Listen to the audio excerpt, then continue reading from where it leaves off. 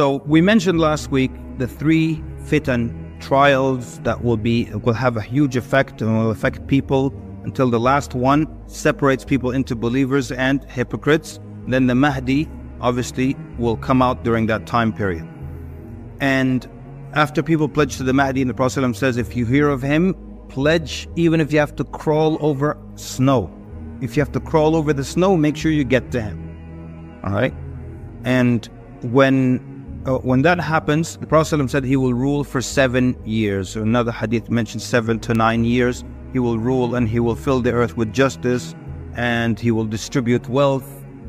But the Dajjal emerges during this time period. And before the Dajjal emerges, the Prophet ﷺ mentioned 3 years. The first year before the emergence of the Dajjal, Allah subhanahu wa ta'ala will command the sky to withhold 1/3 of its rain and the earth to withhold 1/3 of its vegetation. In the second year, Allah will command the heavens or the sky to withhold half its rain and the earth half its vegetation.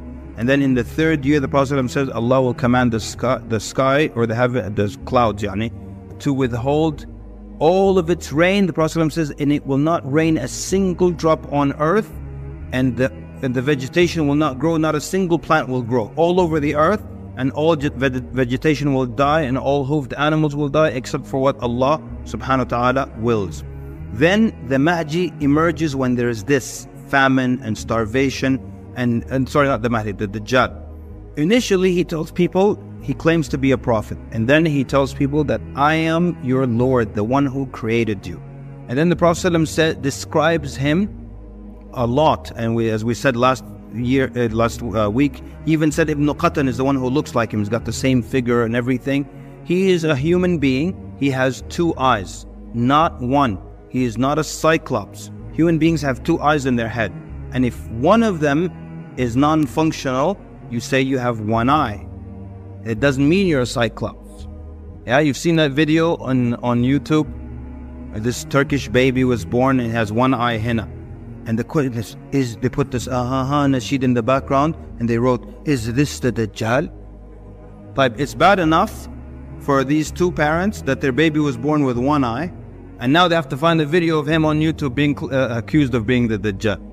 So the Dajjal has 2 eyes, one of them being bad, and he has curly hair, and he has as white as complexion, and he is towards the shorter end of being of his height, but not. He's like not short, but is not tall either.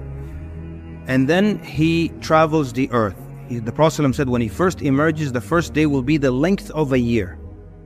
How many hours are in a year? That's how many hours and the length of that day. Some scholars said, because it's a very difficult day, it will seem like a long day, like a year. Others said, no, it will be exactly as long as a year as long. Because the companions, their first question was, how will we pray? And he said, you will estimate it. You pray Fajr, and then after 6 or 7 hours there's Dhuhr. You'll wait 6 or 7 hours, then you'll pray Dhuhr, then you'll pray Asr, just like that. Then the second day will be as long as a month. And then the third day will be as long as a week. And then the fourth day will be as long as the rest of your days. And the scholars say it gets shorter because the falsehood by its nature is that it gets weaker. So he's getting weaker and weaker. He will travel the earth in 40 days, and there will not be a village or city except that he will enter that city, except Mecca and Medina. He cannot enter the 2. He cannot enter the city of Mecca and Medina. He can enter the other cities, but he cannot enter Al-Masjid Al-Aqsa. So he can enter the city, but not Al-Masjid Al-Aqsa. Then the Prophet ﷺ says he will come to Medina, and he will stand at the top of one of the mountains, and he will point to his followers, and he will say, do you see that palace? Do you see that white palace? That is the Masjid of Ahmad sallallahu alaihi wasallam. It's amazing that when the Prophet ﷺ spoke this, his masjid was brown and earth tone colors. And how would he know that his masjid is going to become white? Look at satellite images of the Masjid al-Nabawi now, and it's white. And from space, it's white. And the Prophet ﷺ said, he will say, do you see that white palace? That is the Masjid of Ahmad. And because he can't enter Medina, then there will be 3 tremors, and every hypocrite, male or female, will leave Medina and they will join the army of the Dajjal. The Prophet ﷺ said, if you hear of him, run away. Don't do anything else. Run away. You can't kill him because you already know only Isa alayhi salam can kill him. All right? You can't convince him to change his mind because you took a class on persuasion, مثلا. It's like as useless as trying to convince your qareen, your non-Muslim jinn that's with you the whole time. It's as useless as trying to convince him to become Muslim. And you sit in the room by yourself. Ya akhi ittaqillah. We pray together. It's useless. So what happens? The Prophet said, if you hear of him, run. And as I mentioned last week, people will tie their family members to their home so they don't go and join the Dajjal. The Prophet ﷺ said, a man will hear of the Dajjal and he will be confident in his iman. Like, there's no way I'm going to believe a man is Allah. And he will go there and he'll be convinced and he will follow him. That's why he said, run away. You don't know. Believers will follow, non-believers will follow him, and he will produce things. He will first of all, he will command an area of the earth, yani a land, and every precious gem, metal underground will come up. The Prophet ﷺ said, like a swarm of bees, it will follow him. He will command it to rain, it will rain instantly, vegetation will grow instantly, and the animals will eat from it, and their udders will fill instantly. And so the people of the village will believe in him. Then he'll go to another village, and he'll show them the rivers and the rain and all that, and they will refuse to believe in him. And he will leave them in a more difficult situation, more drought, more famine. Then the Prophet ﷺ said he will come with a river of fire and a river of water at a time when you need water. And he will say, if you believe in me, you can drink from this water. If you don't believe in me, this fire. And the Prophet ﷺ says, his advice to us, he said, close your eyes and drink from the fire. It will be water. It looks like fire. The scholar said, why did he say close your eyes? Because you can't put your face in fire as you're staring at it. Close your eyes so you don't see it, and put your face in that. It will be actual cool water. And those are the believers. And then, of course, we're moving quickly. Then he gets aggressive, and he's not killing anyone. He is just testing people, and the shayateen will assist him.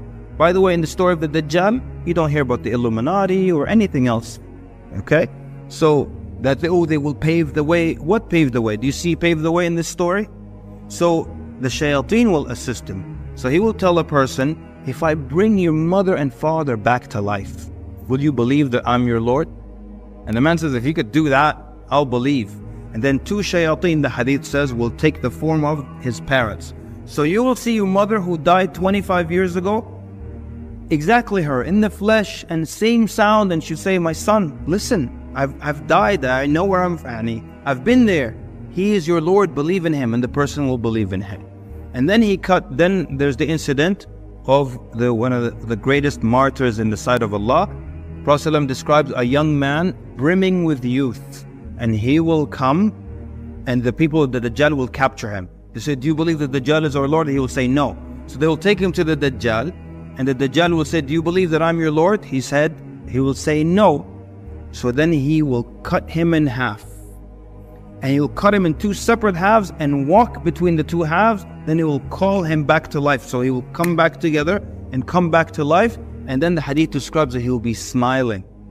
And he will say, now I am even more sure that you are the Dajjal. And the scholars say, how does he know? How is he even more sure? Because he knew the hadith. That's why it's important to understand this. He's like, oh my God, I heard about this at Friday Night Lights. And I didn't know I was I am that guy. That's why he smiles like, oh, I read about myself. So then the Dajjal now tries to kill him, tries to cut his neck, but it will become of brass. Now, there's something interesting here. And so he can't cut his neck. The Dajjal can't cut his neck. This is very embarrassing for him because his believers think he is Allah. Astaghfirullah. He is God who created this guy, now he can't kill him? Very embarrassing. But what's interesting, I always think about why is it that his knife just wouldn't work? Why does his neck change to brass? Because that's visible. Everyone can see that his neck changed to an actual metal, and now nothing works. So now this is embarrassing for the Dajjal, so he takes him and throws him into a fire. But the Prophet ﷺ said he will actually be throwing him into a Jannah, and he will be of the greatest martyrs in the sight of Allah. So now The Dajjal has an army, so the Mahdi, even though he knows he cannot kill the Dajjal, he prepares an army to resist the Dajjal. And that's why I always say there's a lesson in that. The Mahdi knows he can't kill the Dajjal, but he still does his part, you know? So, same thing for us. We don't sit and wait for the Mahdi. That's paralyzing. You sit and wait for the Mahdi, he's going to do the work. No, you do your work. Even if it's something the Mahdi can do, you do your part, you resist. So the Mahdi puts together an army, and there will be a battle between the believers and the forces of the Dajjal. And the battle will be so severe that if a bird flies over the battlefield, from the heat and from all the projectiles, it would drop dead. And 1/3 of the army will be martyred. And the Prophet ﷺ said they will be of the greatest martyrs in the sight of Allah. And 1/3 of the army will run away. And the hadith says Allah will never forgive them. And 1/3 lives to fight the next day. So the next day they fight and they break into that. Martyrs, those who run away, those who remain. You see, the group is getting cleaner and cleaner also. Then on the 4th Fajr, so like, or maybe it's the 3rd day of battle. By the way, how much, have we done an hour yet? When it's, close, huh? Right, well, let me know, inshallah. When try to finish all. So basically what happens, then, like I described earlier, they make the iqamah, they're about to pray Fajr, and then they see the sky open up. And the Prophet describes they will see Isa alayhi salam descending with a hand on the wing of each angel. He's with 2 angels, hand on this wing, hand on this wing, and he's descending. Prophet describes his hair. And every time he describes him, he describes his hair. And when he describes the Dajjal, he describes his hair. So that people don't be confused between Al-Masih, Isa ibn Maryam, and Al-Masih, Al-Dajjal. This guy has curly hair, this guy has long, soft hair. كأنه خرج من ديماس, it's as if he just came out of a shower basically, or a bath, where your hair is still limp and wet. Always describe his hair like that, long and limp. And then even describe the color of the garment he's wearing, lightly yellow, yani light yellow on it, and he comes down like this. When he descends down, imagine seeing that. Oh, amazing, huh? Seeing 2 angels with your own eyes and seeing Isa alayhi salam. So when he lands, the believers, they leave the prayer lines and they rush to him. And the Prophet ﷺ said, he will wipe on people's faces and tell them their place in Al-Jannah. Wipe on your face, tell them your place in Al-Jannah. Wipe on your face.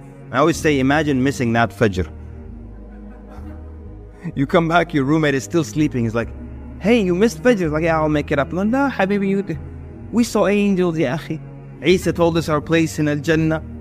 So then Al-Mahdi would say, Taqaddam ya Ruh Allah, and he will push him like from this shoulder here. He'd say, the iqamah was made for you. And the scholars say a number of things. Number 1, Isa alayhi salam prays behind the Mahdi to indicate, I am not coming as a prophet, but I'm coming as a follower of your Prophet sallallahu alaihi wasallam. So the scholar said something interesting, that Isa alayhi salam is a prophet and a Sahabi.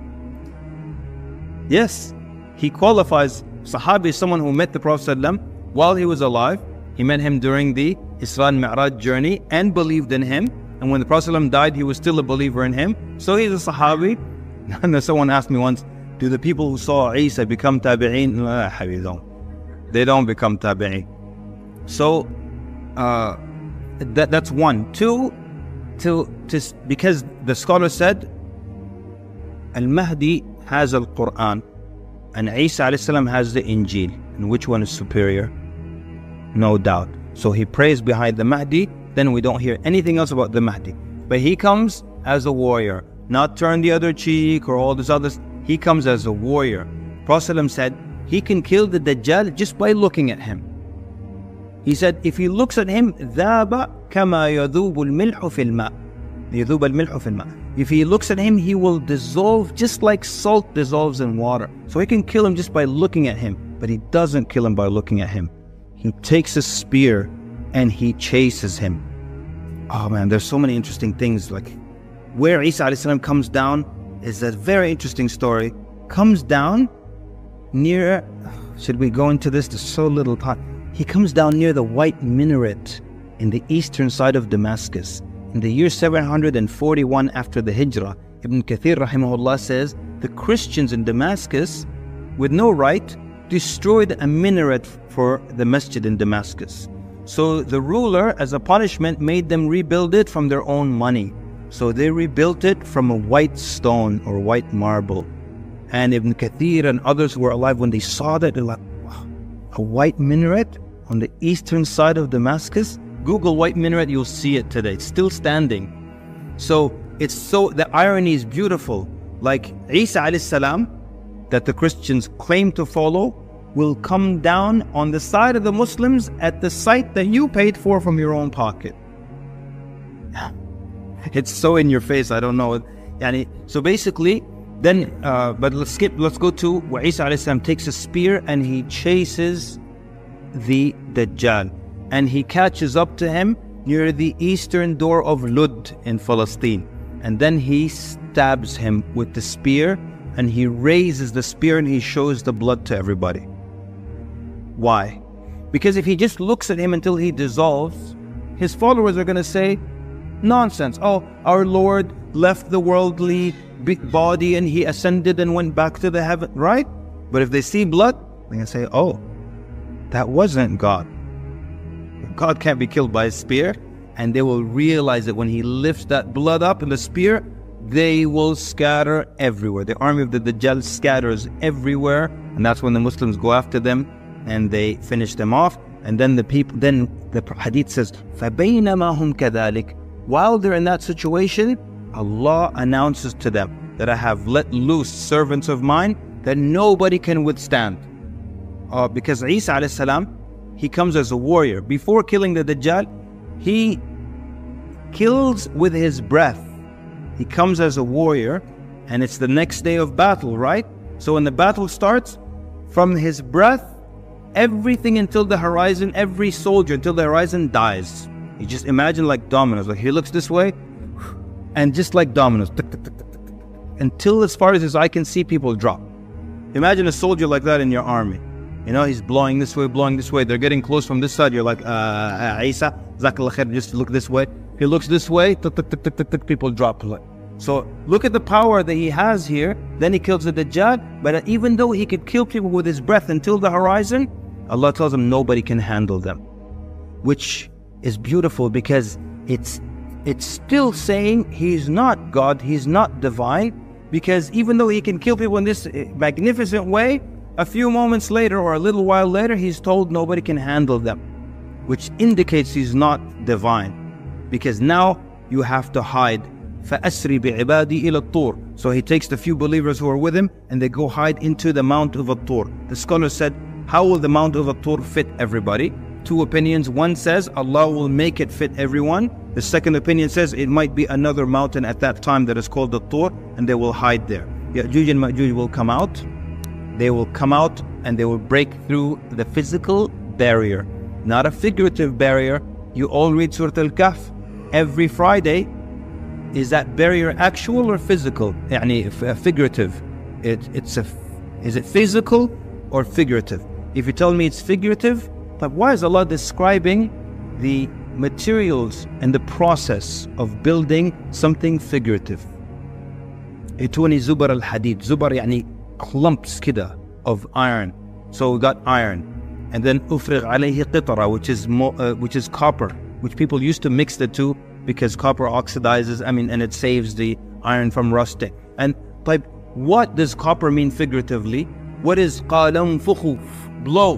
What is that? What is blowing figuratively? What is iron, chunks of iron figuratively? What is this said figuratively? It's an actual barrier. They break through and they come out angry because you're the ones who trapped us. So they begin to kill everybody on earth. I'm going to go super fast now.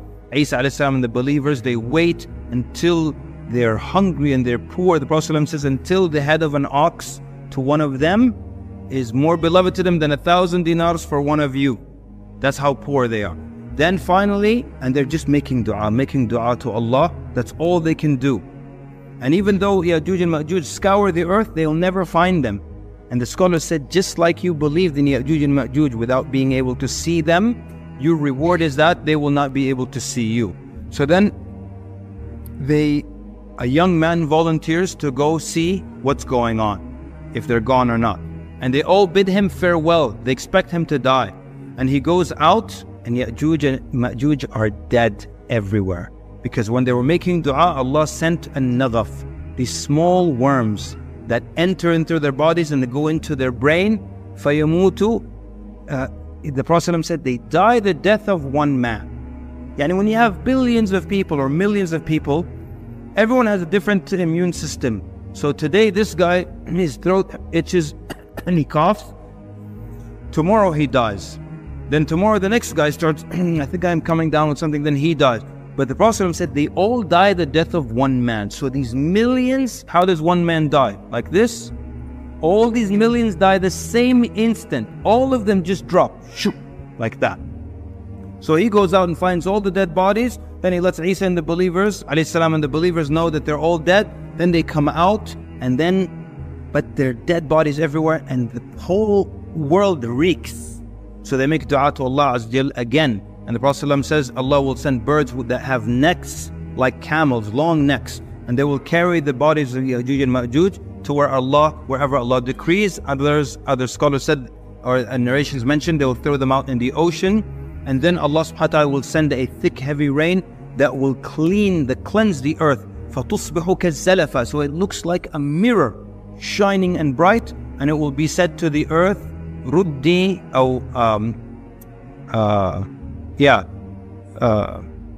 it will be said, return your thamarataki wa ruddi barakataki. Yani return your fruit and return your original blessings. And the Prophet described that a group of men can eat one pomegranate and they can even get shelter under its skin. That one cow will produce enough milk for the entire village and one sheep for the whole family. And this is true peace on earth. There's not a single liar, not a disbeliever. Isa alayhi salam broke the cross symbolically and he killed the pig symbolically. Some scholars said not a single pig will remain on earth. Finally, you don't have to say, oh, is it put on the same grill as pork? None of that stuff. Okay? Others said symbolically he will kill the pig. And the people will only see true dreams. And the child will put its hand in the burrow of the snake and it will not bite him. And predatory animals will not attack the cows and the sheep. It's just the best time to ever be alive. And the Prophet said a sajda will be better than the whole world and everything in it. And you just imagine that. You make sujood, you're not in a rush to get out of it, to run to the market or to do this. Just that's it. Only the best of people are alive. And then Isa alayhi salam remains for a number of years and he makes hajj and he visits the Prophet and he gives him salam and the Prophet responds to salam. Then he is, some scholars said he will probably get married. We don't know. And it's not acceptable to make dua to be his wife. Scholars actually mention that because people say, can I ask Allah to be the wife of Isa when he returns? They said it's not from the adab of dua to ask it, Ya Allah, I want an orange house in Al-Jannah. But if you get a purple one, you're like, I don't want it. It's not good adab. So he will be buried. The scholars had this, let's call it a theory or an idea for a long time. There's no clear evidence for it. But they believe that he will be buried possibly with the Prophet ﷺ and Abu Bakr and Umar radiallahu anhu, because there's a space for one body there. And they said, most likely people will think, let's bury him with the Prophet ﷺ. Allah Azza wa Jal knows best. And then, so when he dies, the Muslims will pray over him and bury him. Then we've got generations. And we start to see evil come again and wickedness come again. And the shaitan's influence rise up again. And killing and lying and cheating. See, people forget the timeline. There's going to be, the timeline, there are generations and the beast emerges and marks people and then generations come and then the smoke and then, so when Islam then disappears and there's no, the Quran, there's not a Mus'haf on earth, it will be lifted. All this is very end of times. The Kaaba will be destroyed, very end of times. Prophet said, يُخَرِّبُ الْكَعْبَةَ ذُو السُّوَيْقَتَيْنِ مِنَ الْحَبَشَةِ. A man by the name of ذُو السُّوَيْقَتَيْن, by the description of having two bow legs. And the Prophet described him with small ears and physically a deformed body. And he will destroy the Kaaba. The Prophet says, كَأَنِّي بِهِ. It's as if I'm looking at him right now. يَقْلَعُهَا حَجَرًا حَجَرًا. He's taking it apart, stone by stone, brick by brick. Nobody stops him. Yes, because nobody knows what the Kaaba is. This is very end of times. No one has a clue. So he destroys the Kaaba, nobody stops him. And Allah doesn't stop him because what's the use of stopping him? Allah stopped Abraha and his elephants because if they destroyed the Kaaba, they would have threatened its existence. They would have switched it to the one in Yemen. But here, Allah's not going to protect the Kaaba. There's no need for it. Nobody knows what it is. This is very end of time. So sometimes people get confused. That's because they don't pay attention to the timeline. But basically, after that, we got 3 signs so far. The Dajjal, Isa, Ya'juj and Ma'juj. These 3 happen in order. There's no dispute about the order. You saw how they were attached to each other, right? That's why when somebody says Ya'juj and Ma'juj are out, la habib. Unless we're Ya'juj and Ma'juj, they're not out, okay? Then there will be a landslide, no detail here. A landslide in the east, a landslide in the west, and a landslide in the Arabian Peninsula. We all know what a landslide is. Are we talking about a little sinkhole in a neighborhood in Guatemala? No, it's so major that everybody recognizes it because one of the major signs. So that now we're up to 6. Landslide east, west, Arabian Peninsula, and the first 3. Then the sun rises from the west that we talked about, and the beast that emerges from the earth. And the Prophet said, whichever one comes first, the other one will come right after. Then the smoke. And the smoke is actual physical, thick, heavy smoke that fills everything. The roads, every room, every house, everywhere. And when you inhale this smoke, the believer gets the sniffles. But the disbeliever becomes blackened and he becomes bloated. And so it will label them like that. And then after that is the great fire that gathers all the people to the land of resurrection. So it's a fire that's bringing people. Some scholars say from all around the earth. Others say just from I don't know, maybe like the Middle East, parts of Asia will be pushing people. It's like, imagine it like lava almost. It's traveling with people. Prophet said, تَقِيلُ حَيْثُ قَالُوا. Yani wherever they stop to take a nap, the fire stops moving. When they spend the night, the fire stops moving. When they get up next day and start moving, it moves with them. What if a guy says, I notice when we stop, it stops. I'm not going anywhere. That's what you're thinking of, Kaleem, right? Prophet said, مَنْ تَخَلَّفَ عَنْهَا أَكَلَتْهُ. Whoever stays behind, it eats him up, consumes him. So you got to keep moving. And then until we get to the horn being blown into, and the Prophet, of course, many hadith describing what happens when the angel blows into the horn. First one, everyone on earth dies. And then the angels, their soul is taken, and then the angel of death, and then Allah subhanahu wa ta'ala is the only one anywhere in the universe. And He says, لِمَنِ الْمُلْكُ الْيَوْمِ. To whom is the dominion today? To whom is the dominion today? And then He answers Himself by Himself subhanahu wa ta'ala, because there's nobody else. لِلَّهِ رَبِّ الْعَالَمِينَ. Then He brings the angel of death back to life, then the angels back to life. ثُمَّ نُفِخَ فِيهِ أُخْرَى فَإِذَا هُمْ قِيَامٌ يَنْظُرُونَ. Then the horn is blown into the second time, and people are standing. It's called Yawm al-Qiyamah, because people are standing and they're looking around, completely back to life, conscious, this is me, my same body, and they're standing there waiting for the judgment to begin. That part is another story, another description. But for the most part, these are the major signs before the day of judgment. The minor signs are many. Some of them have happened, some are happening, some are going to happen. But are we at the end of times? One more time, we said if we look at where we are in the age of the earth, we're towards the end of the age of the earth.